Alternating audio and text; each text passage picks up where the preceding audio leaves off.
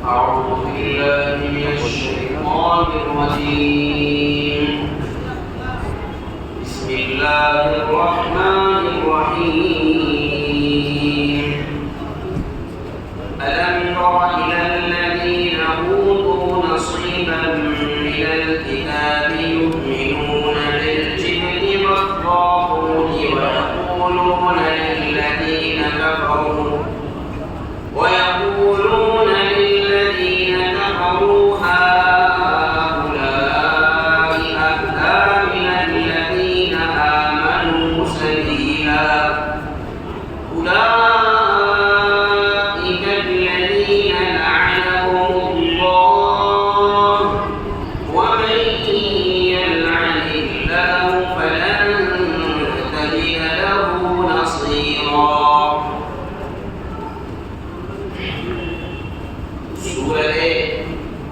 نساء کی یہ چند آیتیں ہیں. اللہ تبارک و تعالی نے ان آیات میں ایک بہت ہی حساس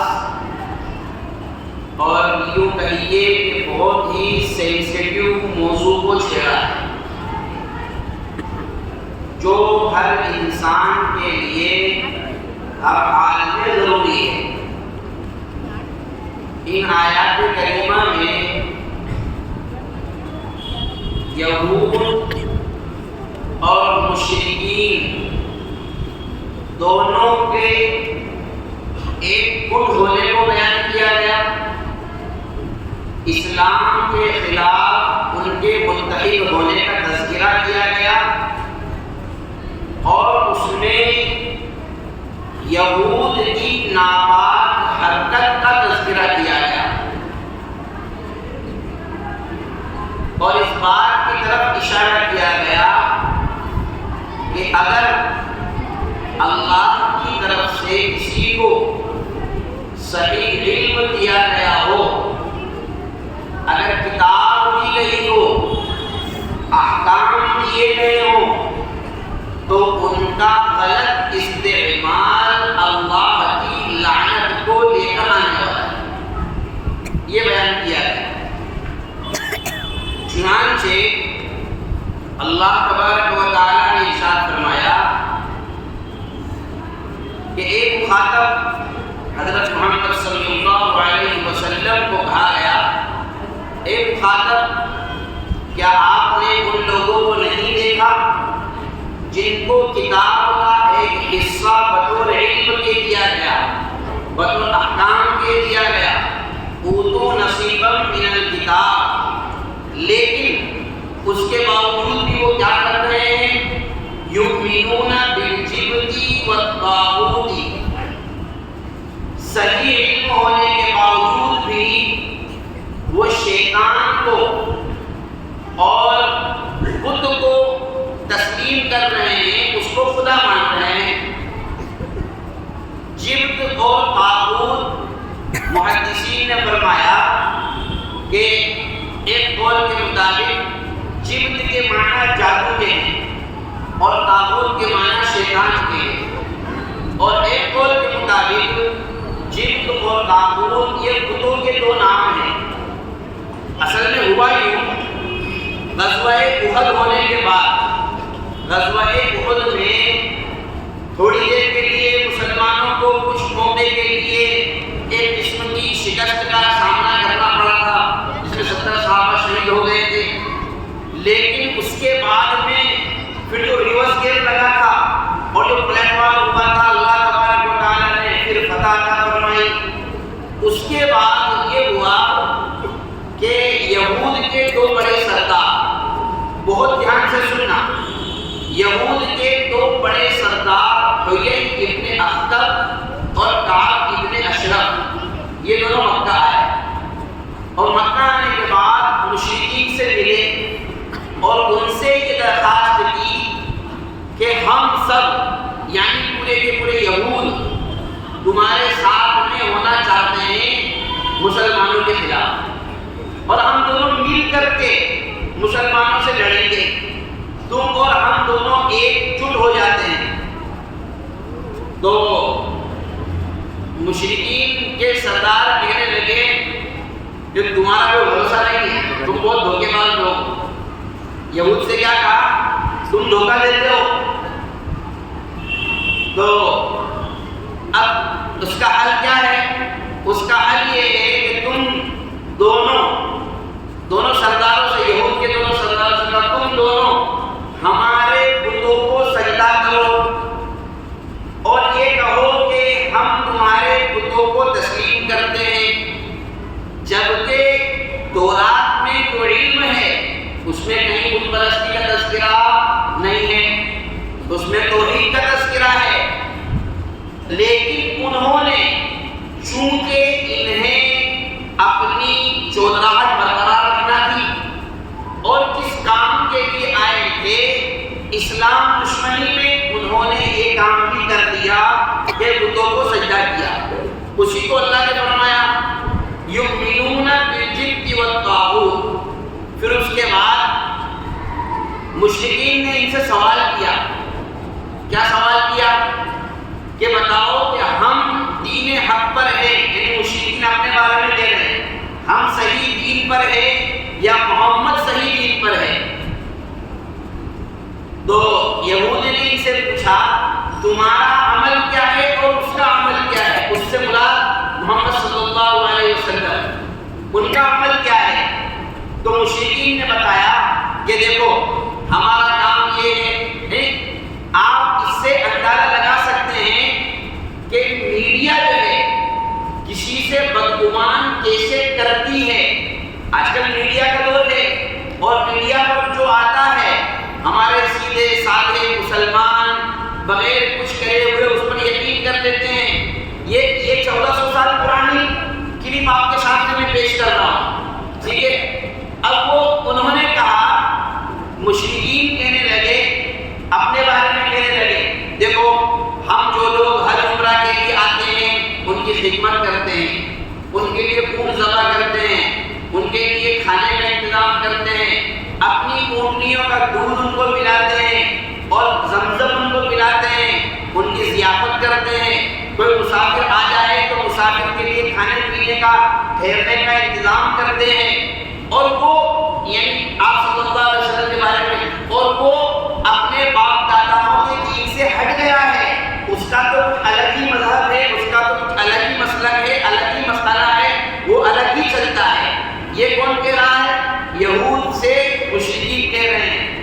اللہ تبارک و تعالیٰ نے اسی کے منظر کشی کی تو یہود نے کیا کہا ان کو کہ تم دین حق پر ہو اور وہ دین گمراہی پر ہے، یعنی مشرکین سے کہا کہ تم سچے دین پر ہو، اور آپ صلی اللہ علیہ وسلم کے بارے میں کہا کہ وہ گمراہی کے دین پر ہے۔ نعوذ باللہ ثم نعوذ باللہ۔ اسی کو اللہ نے فرمایا وَيَقُولُونَ لِلَّذِينَ كَفَرُوا، اور کافروں سے کہتے ہیں هَؤُلَاءِ أَهْدَىٰ مِنَ الَّذِينَ آمَنُوا سَبِيلًا، یہ لوگ یہ مشرکین ایمان والوں کے مقابلے میں صحیح راستے پر چل رہے ہیں۔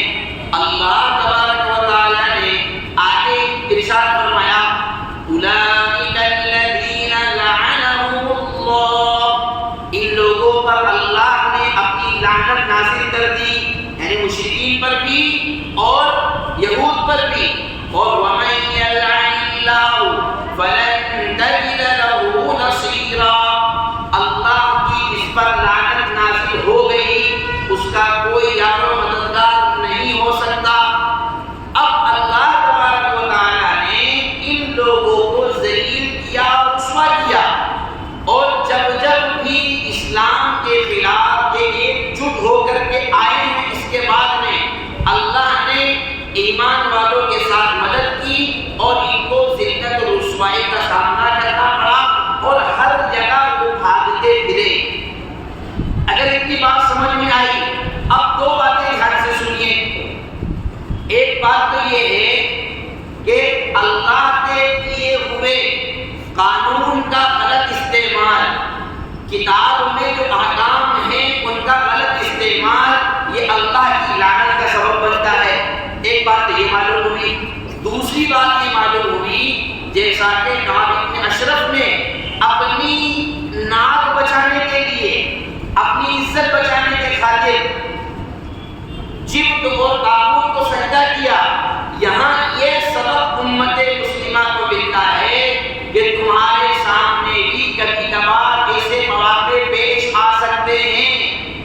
تم یا تو کفر کو تسلیم کرو، اور کفر کو تسلیم کرنے کا صرف یہ مطلب نہیں ہے کہ آپ کسی مندر میں جا کر گھنٹی بجاؤ، صرف اس کا نام کفر نہیں ہے، یہ بھی کفر ہے۔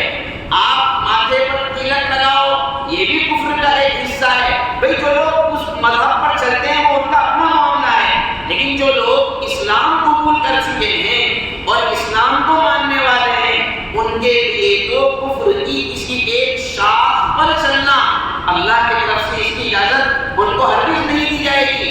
کبھی کبھار اپنی دنیا کو بچانے کے خاطر، عزت کو بچانے کے خاطر، بسا اوقات سیاست کے میدان میں، آپ میرے اشارات سمجھ جانا، بسا اوقات سیاست کے میدان میں، بسا اوقات بڑے کاروبار کے میدان میں، بسا اوقات ایک عزت اور شہرت حاصل کرنے کے لیے آدمی وہ کام بھی کر لیتا ہے جو اسلام میں ناجائز ہے، حرام ہے، بلکہ شرک تک پہنچا ہوا ہے، آدمی اس کو بھی کرتا ہے۔ اللہ تبارک و تعالیٰ نے ان آیات میں اس بات کی طرف اشارہ کیا کہ اے ایمان والو، ایسا عمل تمہارے لیے اللہ کی لعنت کا سبب ذریعہ ہے۔ اللہ کی لعنت کن چیزوں سے آتی ہے؟ جناب رسول اللہ صلی اللہ علیہ وسلم نے احادیث مبارکہ میں مختلف اسباب لعنت کے بیان فرمائے۔ یہاں ایک خاص سبب بیان کیا گیا کہ آدمی ایمان پر قائم رہتے ہوئے کفر کی تعلیل ہرگز نہ کرے، شرک کی تعلیل ہرگز نہ کرے، اس کی موافقت میں ہرگز بات نہ کرے۔ بھئی جو لوگ اس مذہب کو مانتے ہیں، جو لوگ اس دین کو مانتے ہیں، جو لوگ دیوی دیوتا کو مانتے ہیں، ان کے رہنماؤں نے ان کو بتایا ہے، ان کے بڑے جو لوگ ہیں ان کو سمجھایا ہے، وہ اپنے دین پر عمل کر رہے ہیں، چل رہے ہیں۔ ہمارے پاس اللہ کی کتاب قرآن ہے، ہمارے پاس حضرت محمد مصطفیٰ صلی اللہ علیہ وسلم کی لائی ہوئی شریعت اور آپ کا لایا ہوا کامل و مکمل دین ہے۔ ہمیں اللہ کے علاوہ کسی کی ضرورت نہیں ہے، ہمیں قرآن کے علاوہ کسی کی ضرورت نہیں ہے۔ ممکن ہے، یہ ممکن ہے دنیا کی تھوڑی سی لالچ کے خاطر، یہ ممکن ہے دنیا کی تھوڑی سی کوئی ڈگری کے خاطر، یہ ممکن ہے کوئی ایجوکیشن کے نام پر ہمارے بچوں کو ہڑپ کرنے کی کوشش کرے۔ یہاں بیچ میں آ کر ایک بات اور عرض کر دوں، جب اس قسم کی بات آتی ہے تو ہمارے بہت سارے مسلمان اور اہل ایمان بھائیوں کو یہ شک و شبہ ہوتا ہے کہ دنیاوی تعلیم جو اسکولوں اور کالجوں میں دی جاتی ہے، خاص طور پر لڑکیوں کی تعلیم کا مسئلہ ہمارے سامنے بہت سینسیٹیو ہے، کیونکہ بچیاں جب بالغ ہو جائے، جب وہ بلوغ کی عمر کو پہنچ جائے تو ان کے لیے ہر حال میں پردہ کرنا لازم ہے، وہ فرض ہے، ضروری ہے۔ اس کا انکار کرنا اور اس کا ثبوت، پردے کا ثبوت چونکہ قرآن مجید سے ہے، اس کا انکار کرنا نعوذ باللہ ثم نعوذ باللہ کفر کا سبب ہے، کیونکہ اس کا انکار آیت قرآنیہ کا انکار ہے۔ بہت سارے لوگ سوال کرتے ہیں کہ لڑکیوں کی تعلیم کا مسئلہ یہاں آتا ہے کیونکہ ہمارے پاس ایسے اسکول نہیں ہیں، ایسے کالج نہیں ہیں، اب ہم کیا کریں ایسی صورتحال میں؟ میرے محترم بھائیوں، بزرگوں، بہت اچھے دوستوں، بہت اچھے ساتھیوں، بہت اچھی ماؤں اور بہنوں، یاد رکھو اسلام نے کسی کو تعلیم سے منع نہیں کیا ہے۔ اسلام نے منع کیا ہے ان بے حیا طریقوں سے جس میں عورت کی عزت محفوظ نہیں ہے۔ اسلام نے منع کیا ہے ان گھٹیا طریقوں سے جس میں عورت کی عصمت محفوظ نہیں ہے، جس میں عورت کی پاک دامنی محفوظ نہیں ہے، جس سے اس کی پاک دامنی پر داغ لگتا ہو، ایسے طریقوں سے اسلام منع کرتا ہے۔ مسلمان اہل ایمان مسلمانوں کو چاہیے کہ اعلیٰ تعلیم کے خاطر، اعلیٰ ایجوکیشن کے خاطر ہم اپنی بڑی بڑی شادیوں کو کم کر کے اپنا پیسہ اور سرمایہ اعلیٰ تعلیم کا ہم کیوں نہیں کھولتے؟ ہم اپنی بڑی یونیورسٹیاں کیوں نہیں کھولتے؟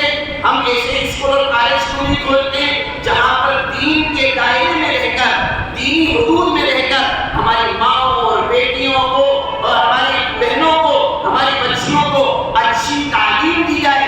یہ کام ہم کیوں نہیں کرتے؟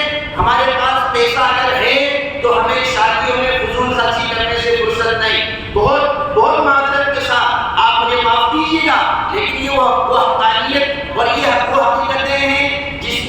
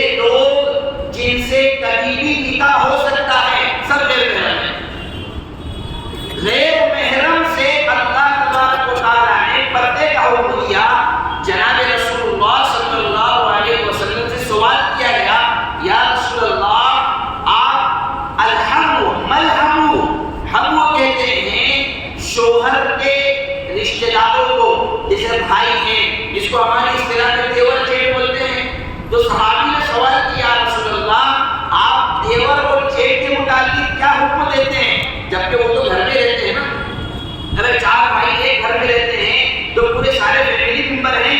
حضور سے سوال کیا گیا، یہ میں آپ کو صحیح حدیث بیان کر رہا ہوں، حضور نے فرمایا الحق الموت، آپ نے فرمایا وہ تو موت ہے، کیا فرمایا وہ تو موت ہے، اس لیے کہ باہر سے اتنا زیادہ خطرہ نہیں ہے جتنا کہ گھر میں بار بار آمنے سامنے نگاہیں میں ملنے کی وجہ سے، ہنسی مذاق کرنے کی وجہ سے، خرید بیچنے کی وجہ سے جتنے خطرات یہاں ہیں، آپ نے اس لیے اس کو موت فرمایا۔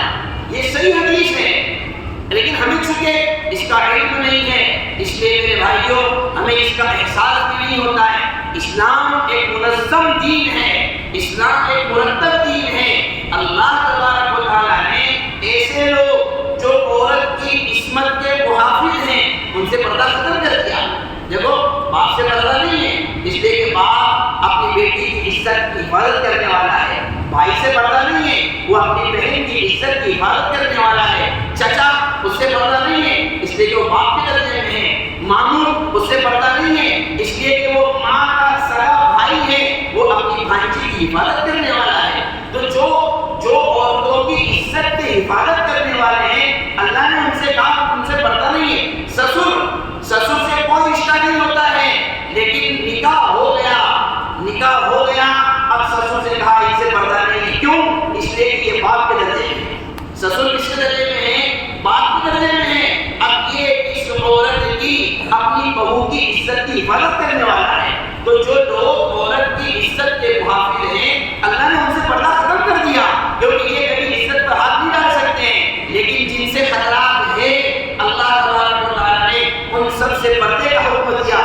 تو پردے کا حکم جب فیملی ممبروں سے اللہ کے نبی صلی اللہ علیہ وسلم نے کہا کہ یہاں بھی خطرات ہو سکتے ہیں، تو اگر ہماری بیٹیاں ہماری بہنیں باہر اسکولوں اور ایسے کالجوں میں جہاں کوئی جاننے پہچاننے والا نہیں، پورا کفار اور مشرکین کا معاشرہ جہاں بھرا ہوا ہے، جہاں درندہ صفت اور بھیڑیے صفت ایسے لوگ جن کی خوخار نگاہیں اور جن کی گندی نگاہیں تیار رکھی ہوئی ہیں ہماری بچیوں اور ہماری بہنوں کی عزت کو داغدار کرنے کے لیے اور ان کو اپنے عشق و محبت کے جال میں پھنسا کر ان کو اپنے مذہب اور دین سے دور کرنے کے لیے وہاں کہاں سے گنجائش ہو سکتی ہے؟ اس لیے اس کا سدباب کرنا ہے تو ہم اپنے اسکول والے اچھے دینی تعلیم گاہیں اپنی خود کی ہم تیار کریں، اس سے شریعت نے منع نہیں کیا ہے۔ بہرحال بات یہاں سے چلی تھی کہ بسا اوقات آدمی اپنی عزت کو بچانے کے خاطر اپنے دین کے خلاف بھی کام کر لیتا ہے، یہاں تک کہ کفر اور شرک کے کام بھی آدمی کرنے پر مجبور ہو جاتا ہے، اور آدمی سوچتا ہے کہ میں نے یہ کوئی غلط کام نہیں کیا، جبکہ وہ کام اللہ تبارک و تعالیٰ کی لعنت کا سبب ہوتا ہے۔ ایسے ہی بعض مرتبہ دیکھا ہوگا آپ لوگوں نے کہ بس تھوڑا سا اس وقت وہاں فوٹو چڑھا دیں، وہاں اس کے اوپر یہ پھول چڑھا دیں، اس کے اوپر ہاتھ چڑھا دیں، یاد رکھیے یہ سب شرک اور کفر کے دروازے کھولنے والی چیزیں ہیں۔ ارے اللہ نے ہمیں اسلام دیا ہے، دین دیا ہے، بتائیے نا کیا کمی ہے؟ صرف چند پیسوں کے خاطر، صرف اس وجہ سے ہمارے کاروبار بند ہو رہے ہیں، صرف اس وجہ سے گراہکی ٹوٹ جائے گی؟ اس کا مطلب یہ ہے کہ ہم نے اللہ تبارک و تعالیٰ کی ذات سے اعتماد ہٹا لیا اور اپنی دکان پر اتنا بھروسہ کر لیا اگر خدا نہ خواستہ اس پر گراہک نہ آئے تو ہم بھوکے مر جائیں گے۔ اس سے بڑے حالات حضرت جناب رسول اللہ صلی اللہ علیہ وسلم کے سامنے آئے۔ شعیب ابی طالب میں کیا ہوا تھا؟ 3 سال تک بائیکاٹ کیا گیا، مکہ والوں نے 3 سال تک مسلسل ان سے لڑکی بھی نہیں لینا، ان کے خاندان میں لڑکی نہیں دینا، ان سے کوئی کاروبار نہیں کرے گا، کوئی لین دین نہیں کرے گا، کوئی تجارت نہیں کرے گا، لیکن وہ بھی ایک مرحلہ تھا، وہ جانتے تھے کہ اللہ تبارک و تعالیٰ نے ہمارے دنیا کا بھی وعدہ کیا ہے، ہمارے روزی روٹی کا وعدہ کیا ہے، وہ ہر حال میں ہمیں روزی عطا کرے گا، وہ ہمیں کبھی بھوکا نہیں مارے گا، اس لیے اس نے وعدہ کیا ہوا ہے، اس نے دنیا کا بھی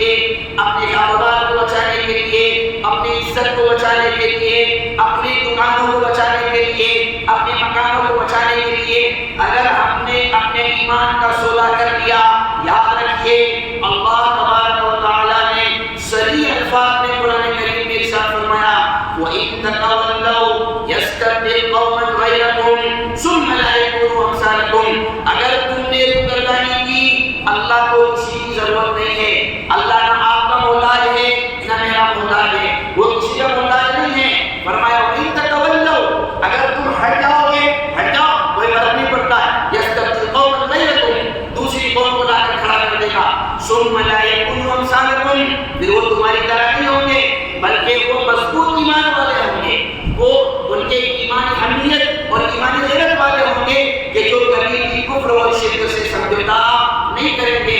اس لیے میرے بھائیوں، بزرگوں، دوستوں، آگے آنے والے جو حالات ہیں وہ بہت فتنہ کے حالات ہیں، خطرات کے حالات ہیں۔ ایسی صورتحال میں سب سے اہم، سب سے بڑی چیز ہمارے اپنے ایمان کا تحفظ ہے، قرآن کی عظمت ہے، قرآن کا تحفظ ہے، احکام قرآنی پر عمل کرنا ہے۔ ہم نے اگر لا الہ الا اللہ محمد رسول اللہ پڑھ لیا ہے تو بس اب اسی پر جینا ہے اور اسی پر مرنا ہے، چاہے جو کچھ ہو جائے۔ ہم سب کچھ کر سکتے ہیں، اپنے ایمان سے سودا نہیں کر سکتے، اپنے ایمان سے کبھی سمجھوتا نہیں کر سکتے۔ حالات پہلے بھی آتے رہے ہیں، ابھی بھی آ رہے ہیں، مستقبل میں بھی آئیں گے، لیکن صبر و استقامت کے جو پہاڑ ہوتے ہیں وہ حالات سے ڈرتے نہیں ہیں بلکہ وہ حالات میں انقلاب پیدا کرتے ہیں اور ایمان کی شعاؤں کو، ایمان کی ہواؤں کو اور ایمان کی کا بول بالا کرتے ہیں، ایمان کے پرچم کو لہراتے ہیں، کفر کے، شرک کے، ارتداد کے طوفان سے ٹکرا جاتے ہیں اور وہ انجام کی پرواہ نہیں کرتے، اس لیے کہ انہوں نے اپنے اللہ پر اعتماد اور بھروسہ کیا۔ اللہ تبارک و تعالیٰ ہر حال میں ان کے لیے خیر وجود میں لاتا ہے۔ اللہ تبارک و تعالیٰ پوری امت مسلمہ کی حفاظت فرمائے، ہمیں اپنے ایمان کی حفاظت کرنے کی توفیق عطا فرمائے۔ اللہ ہم کو ایمان پر قائم فرمائے، ایمان پر خاتمہ نصیب فرمائے، ہر حال میں ہم سب کو استقامت کی دولت سے مالا مال فرمائے، قرآن اور احادیث پر چلنے کی توفیق عطا فرمائے۔ احکام قرآنی ہمیں کسی بھی قسم کی رد و بدل کرنے سے، کسی بھی قسم کی تبدیلی سے اللہ ہم سب کی حفاظت فرمائے۔ وما توفیقی الا باللہ، سبحان اللہ۔